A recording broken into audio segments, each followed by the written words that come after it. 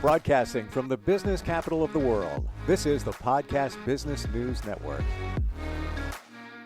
Well, if you're a business owner or responsible for a business, what's your cash flow situation? Waiting for your answer. What is a cash flow? Can you answer that? These are important things to consider when it comes to the finances of your business. And we're going to dig into the cash flow and all related topics. She is somebody that takes care of bookkeeping for many businesses, all different types of businesses, monitors their cash flow, and she's our go-to person here. She's back with us. Benazir Hussain joins us on the program. Welcome. How are you? I'm good, Steve. How are you doing? Fantastic. And don't ask me what my cash flow is, please, because I'm not really sure how to define that. I have a thought of what that might be related to business, but what is the definition of cash flow? When we think about cash flow, think about as your bank account, right? Money coming into your bank account, that is cash inflow. When you pay your bills, that is cash outflow, money going out of your bank. At the end of the day, you want to see a positive balance. So that is, whether it's your personal life or whether you're a business owner, that is the lifeline, right? We want to keep a positive cash balance in our bank accounts. Now, when you say positive, give us how about an example? An example of positive. Let's say, you start your cycle, you get paid, right? And if you have a bi-weekly pay cycle, you get, just on top of my head, you get, net of your taxes, you get 2,500. That's money coming into your business. So that is a positive cash inflow, right? And you have your credit card bill, you have your rent or a mortgage, you have your utility bills, you have your car payments, and the insurance payments. So all those things that come out of your bank balance that reduce, the cash available to you. At the end of the day, when you pay out everything, we want to see some cash remaining in your bank account, right? And we set aside that cash, for investments, or if you have a long-term debt, you want to, put it towards that, or you want to put it into your retirement account. So the goal is, in cash flow management, is the end of the day, we keep a healthy balance in our bank account, right? To manage it, right? We have different bills and we have different priorities. We want to, prioritize where is the money going to go first. If you are, on a mortgage, and I know post-COVID, the interest rates had skyrocketed. Just recently, they're starting to come down again. So a lot of homeowners that were, on the variable, they are in a cash crunch because their payments had skyrocketed, right? So when you're in a variable, so you, at the end of the day, when you pay off all those essential bills, you want to prioritize that remaining cash that you have in your bank account. Where do you want to put it to? Would you put it, to your student loan, which is one of the lowest debts that you have? Or do you want to put that extra cash towards your long-term, mortgage, which has a higher interest rate due to the variable interest that's going on? So that is, in simple terms, when we defined cash flow in terms of our personal lives. So when we talk about in terms of business, so cash flow is the lifeblood of any business. It what keeps the lights on, pays your bills, and ensures you can invest in growth opportunities.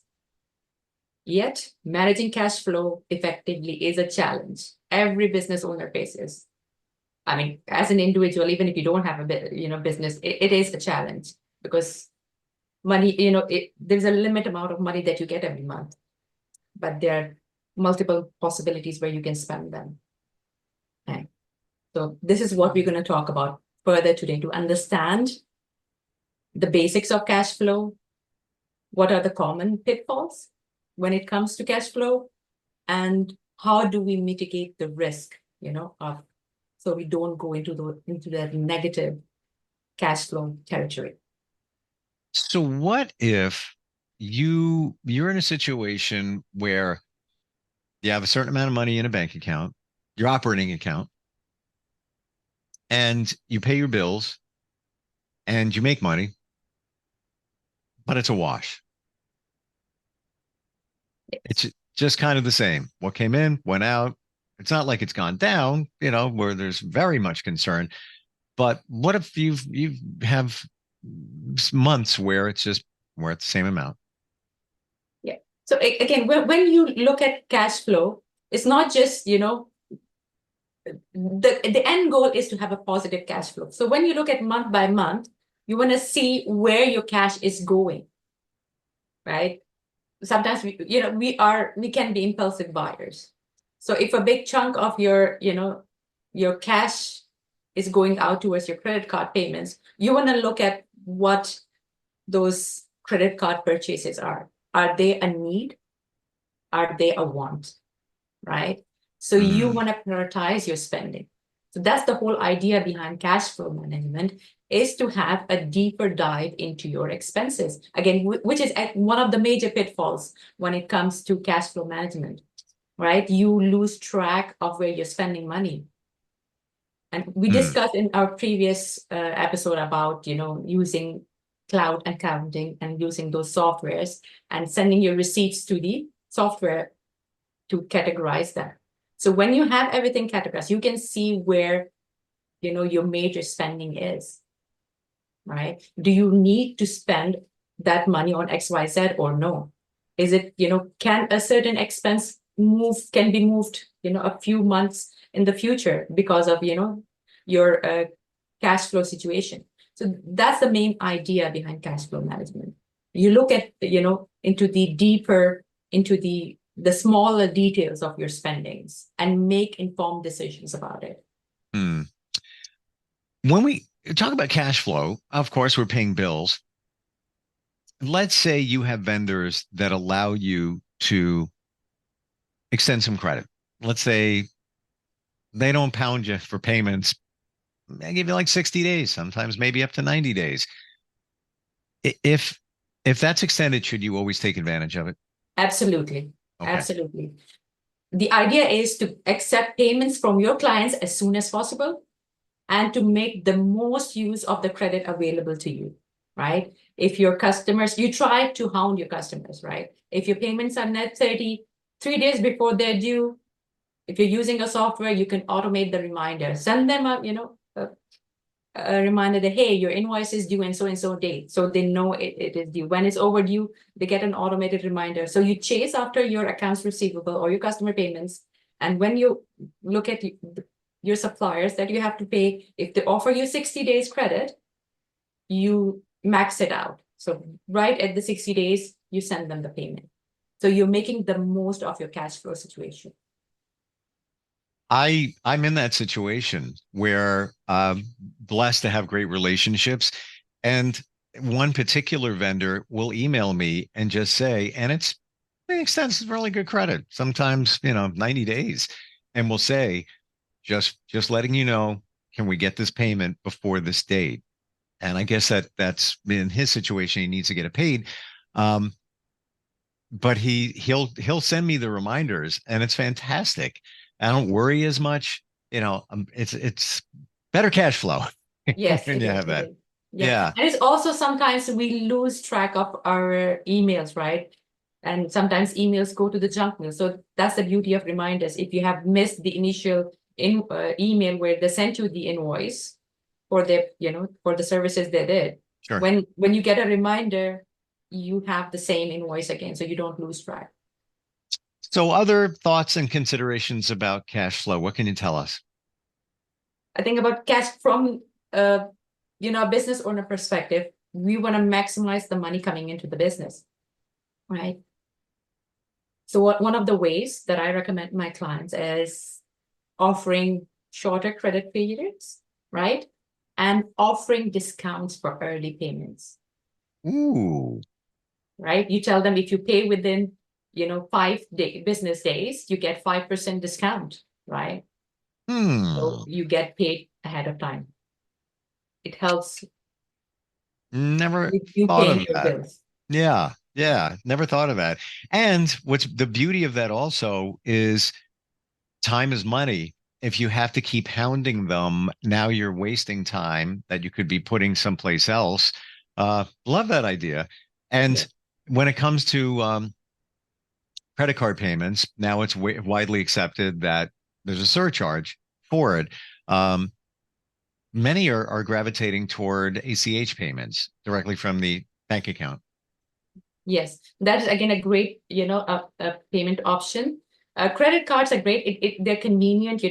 So many of the accounting softwares, they have a link where the customer can just click on it and they pay the bill. And it's easier for them because it goes from their credit card. So it's not immediate cash outflow from their business bank account. So they're happier to pay with credit card. But from the business owner's perspective, credit cards charge you 3% of order. And if you have a big invoice, and I have seen in some of my clients' cases, it can be over 10K one invoice, and 3% of 10K or 20K is a big amount to pay as credit card fees. Mm. So you can add that surcharge on your invoice, right? If the client wants to pay with credit card, you give them the convenience of credit card payments, but you recover your credit card fees as well. ACH is great that, if you get pre-authorized approval as soon as they sign the contract with you, you don't need to chase them to pay you. Within the terms of your agreement, you just withdraw the money they owe you from their bank account. So as the business owner, the power is in your hand when they sign off on that pre-authorized ACH form. It's so much better than waiting for a check. Exactly. And so much, and imagine the amount of time that you're saving, chasing after, clients to pay you. Absolutely. And I know that you're in Canada, U.S. Postal Service here in the United States. I run into all issues lately of challenges where things haven't been delivered or there's issues. Nothing beats that money transferred into your account. Exactly. Yeah. And checks get lost all the time in the mail, right? And I have cross-border clients who again have cross-border clients for themselves, and it's a common issue. If a Canadian company gets a US dollar check, the bank will keep it for at least 30 days before they release the funds. So even if they get the check on time, the payment, they don't have access to the money. Right. So it is my least favorite method of payment. And so old. Yes. It's And imagine if you're traveling, because in today's economy, a lot of the business owners are, digital, are nomads, right? Their business is run digitally. So they can be anywhere in the world, and the check comes to their business address. They might come back to that address after a month. They get the check and then they deposit it and wait for it to cash. Yeah. Not a convenient method. So when we talk about cash flow, other thoughts, other things that come to mind that we should know? I think it's from the business perspective, I would recommend having a cash reserve, right? It's like a safety net for your business. And you should aim to set aside enough money to cover at least 3 to 6 months of operating expenses, right? And if you have a client that you did a big project for, the amount you invoice them is over 200,000. You're waiting for them to pay you. You might have, immediate cash requirements. You might have to pay your subcontractors who did some of that work. So you want to keep a cash reserve in your business to help you meet those short-term demands. I'm glad we're having this conversation because ideas come up in my mind. I'm going to present this one sort of related to cash flow and want your feedback. So I use credit cards to make payments. Actually, I have two within a business and get credit card reward money. I have that money sitting aside and it's a decent amount over like 2 years, year and a half. I haven't touched it. It just sits right there. It's almost like that's a little bit of a reserve. I put it over to the side. I try not to think about it because I don't want to touch it. If you had that sitting there, what would you do with it? If I have sitting, I would see what are the ways that I can use it. And it depends on your credit card. They're, uh, they have different rules, like where you can use that money. I know some of them will let you, some of them have points that you can convert to cash. But at some vendors, you get more cash for those points, right? So if I have like a travel credit card, and obviously most of them will give you more dollars for the points when you use them towards travel. So I would use that dollars towards my next ticket or my next hotel stay. Again, you need to look at, the different restrictions that your credit card has and what's the best use of those points or the cash that's set aside in the business. Some Gotcha. of them let you pay your bill with that, with those dollars. Yes. And if the due date is coming up and you don't have the cash in the bank, you can use those points as payment towards your credit card bill. Yep. And I actually do that different bank. So the first bank that I'm referring to for business, you're right. Need to look a bit deeper into what's allowed, what's the biggest return. Let's say you don't take it in cash, you take it in points, you can use for something else. But my personal banking account, every month, I check what my reward is and I just roll it into the statement and just lower the statement. It's not a lot, maybe Yeah. $30, $40 or whatever ish a month, but it's nice to have it just drop it down a little bit more. Yeah. And I don't know if it ever expires, but I'm always just rolling it over. So yeah, I guess it pays to look at that closer or have Yes, somebody. I know some of them send you a check as well. When you complete a 1 year, they send you a check for whatever dollar amount is there as your cash. They're called the cashback credit cards. You just use those cash for your next shopping. Gotcha. Anything we're missing here today when it comes to the cash flow? There are, I would say, from the business perspective, there's certain pitfalls that you need to be aware of, because as I said, your cash flow is the bloodline of your business, right? And if you don't have enough cash and you need to make, especially if you're in an industry where you need to invest in equipment to keep your business running, and if an equipment fails and you don't have that, you don't have the cash safety net, and you don't have cash coming in anytime soon, so you can be in quite a bit of trouble till you wait for your client to pay you.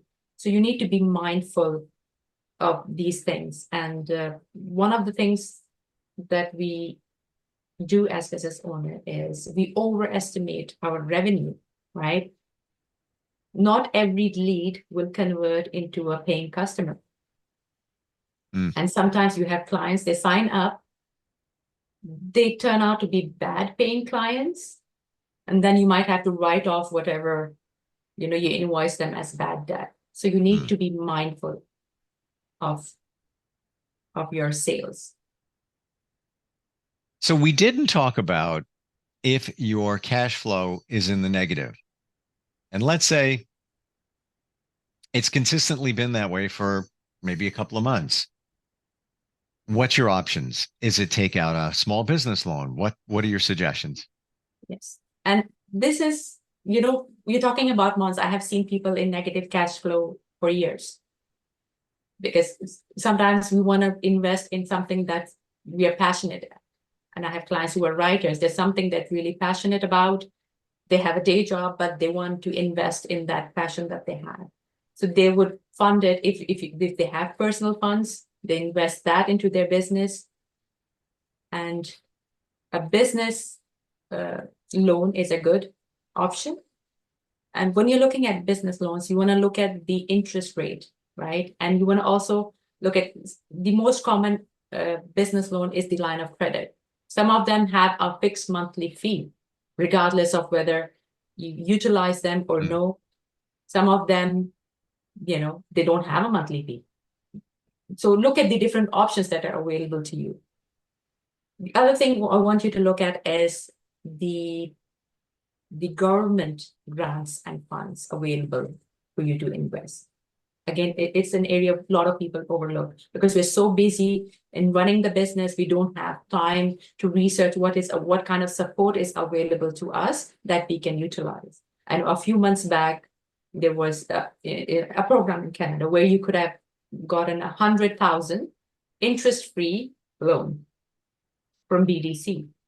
A lot of business owners, they jumped on it, they got it, right? And there were no restrictions on where you can spend that money. And even if you didn't have cash flow issues, you could still take that loan, put it in a savings account, and the business earns interest on that money. And you just pay back the initial loan amount back when the term expires. There were no risks involved. So you want to also research these options apart from your standard, commercial banks. What other options are available to you? It's a little concerning. You said that there are some businesses with negative cash flow for years. So that's am I getting this right? That they had to find money from somewhere. Yes, they are. As I said, they want to fund. You want to fund because some businesses for years they will invest money, right? And it's not just a small business. Or I have seen it even in bigger businesses where they're project based and the projects are really big. So they spend years in building those projects. It will be 3-4 years that just money is going out of the business. They have to get loans. They have to from the bank, from other investors. They're just getting in cash through that, and they're spending it on the project. They're building it. Once the project is built, that's when they sell off the project and they have a massive cash inflow. Right. And then they pay off their, the loans, the investors, the shareholders. It depends on your business model and what the long-term goals of the business are. The expectations, I think it goes back to that because like you said, when you take on some new clients, they may not be as great as you think they're going to be, or you have this idea of changing things up and you got to make sure it bears that fruit to replace, what's missing from your cash flow. A lot of considerations here that are way too deep for my mind. Yeah.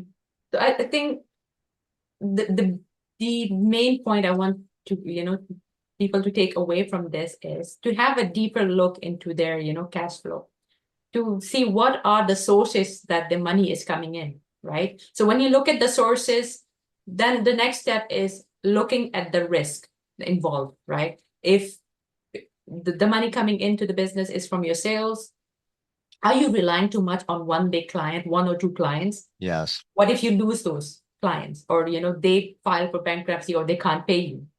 So you're putting your business in risk. You're over reliant on those 1 or 2 customers. Gotcha.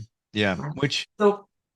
It's instead of worrying about your cash flow, start getting new customers and let you worry about the cash flow. It's that, that cash flow is the bigger umbrella. So under that, you have all these things that, when you start tracking your cash flow, you start looking into all of these things and then trying to come up with strategies to improve your cash flow, improve your sales. How are you going to improve your sales? How are you going to reduce your reliance on 1 or 2 customers? And if you have issues with customers paying, who are those customers that have issues? Maybe, you want to hound them more often to pay you on time. I know one of the strategies that we have implemented with one of my existing clients is offering the accounts receivable personnel. We're offering them a certain amount if they are able to get a client to pay within a certain time. So every time they get a client to pay within 15 days, the accountant gets, $50 per payment. Sure. That it got within the time period located. You bring up a really great point in that the person you want to make friends with is the accounts payable at all of the companies. You might be working with other people in the company and you're just waiting for that payment from whoever's dispersing the check or the transfer, or whatever it might be. But if you're friends with them, send them flowers, send whatever you need to do. Goes a long way. They got your back, or at least they, at the very least, if they're not paying right away for whatever reason, they'll keep you looped in. They'll could say, oh, Yes. by the way, we're a little slow. We should have it within 10 days. At least you know what's going on, instead of having that anxiety of wondering, when it's going to get paid. Yeah. And it's a good idea, whenever you sign on a new client, know the person who's signing the agreement with you would probably be in the marketing or, in the purchasing department. They will have no say in getting you paid, right? You want to ask them who is the billing contact, right? You might send the invoice to John, but John just keeps it in an email. He never forwards it to the accountant to process it. And it's time for you to get paid. You send him, hey, John, I didn't get paid. And he's like, oh, let me check with the accountant. The accountant comes back, and it's really common. And you wouldn't believe how common this is. Like, I never got the invoice. Now, and then their internal process starts, that internal approval and It starts from that point where they say, we pay 30 days when we get your invoice. Well, now you're already, days. Yeah, you're already over 30 days. Exactly. Love these tips. How does somebody connect with you if they have questions, if they're looking to make some bookkeeping changes within their business or company? Absolutely. They can visit my website, www.AZON,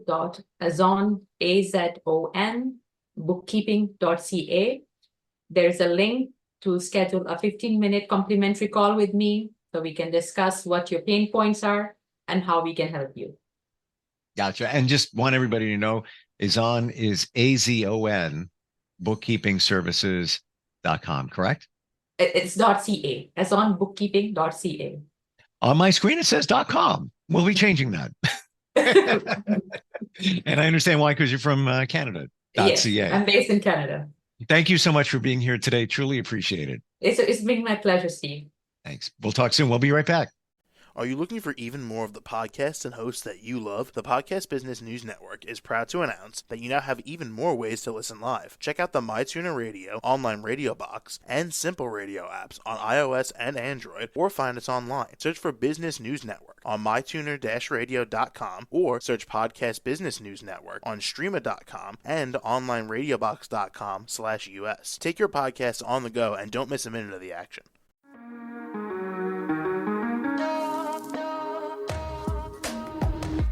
Broadcasting from the business capital of the world, this is the Podcast Business News Network. For nearly 2,000 severely injured veterans, everyday life has become filled with barriers. Day-to-day simple tasks can become pretty daunting. I have to carry my chair up 2 flights of steps or have somebody do it for me. What scares me the most is just the falling.